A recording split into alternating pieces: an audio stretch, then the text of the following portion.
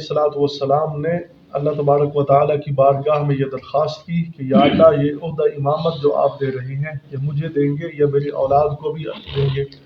तो रब्बुल आलमीन ने इरशाद फरमाया कि तेरी औलाद को भी दूंगा लेकिन जो जालिम होंगे उनको मैं नहीं दूंगा। तो अल्लाह ताला ने ये इस्तिस्ना कर दिया। अब इस पर जो है ना बाज़ लोगों ने एक ज़बरदस्त एतराज़ किया, तो सहाबा इकराम को नहीं मानते ना, उन्होंने एतराज़ किया कि यहाँ जालिम से मुराद वो हैं जिन्होंने शिर्क किया हो, जालिम से मुराद वो हैं जो गुनहगार हों। तो अब वो कहते हैं कि अब अल्लाह ताला फरमा रहे हैं कि मैं खिलाफत जालिम और गुनहगारों को नहीं दूंगा।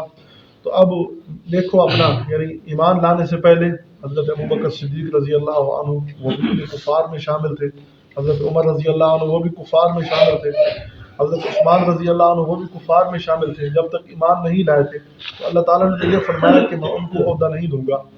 तो अब हज़रत अली रज़ी अल्लाह अन्हु वो खिलाफत के मुस्तहिक हैं क्योंकि वो बचपन से ही ईमान कबूल कर चुके थे, तो लिहाजा वो मुस्तहिक, उन्होंने ये एतराज़ किया।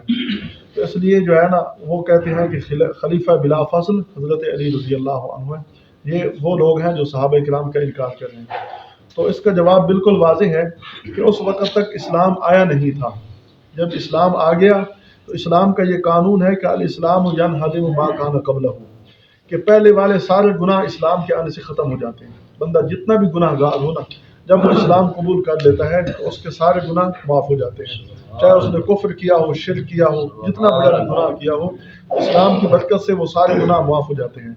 और हदीस पाक के अंदर भी आता है अत्ताइबु मिनज़ ज़म्बि कमल्ला ज़म्बला, जो आदमी गुनाहों से तौबा कर ले वो ऐसा हो जाता है जैसे उसने गुनाह किया ही ना हो। तो अगर उन्होंने अपनी साबिक़ा ज़िंदगी में कुफ्र और शिर्क इख्तियार किया हो, खुदा न करे, और फिर बाद में जब इस्लाम आया तो इस्लाम आने से सारे गुनाह माफ़ हो गए। अब तुम्हारा ये इतराज़ कि वो खिलाफत के अहल नहीं है, ये सिर्फ तअस्सुब और ज़िद की बिना पर है और इतराज़ का कोई हकीकत नहीं है।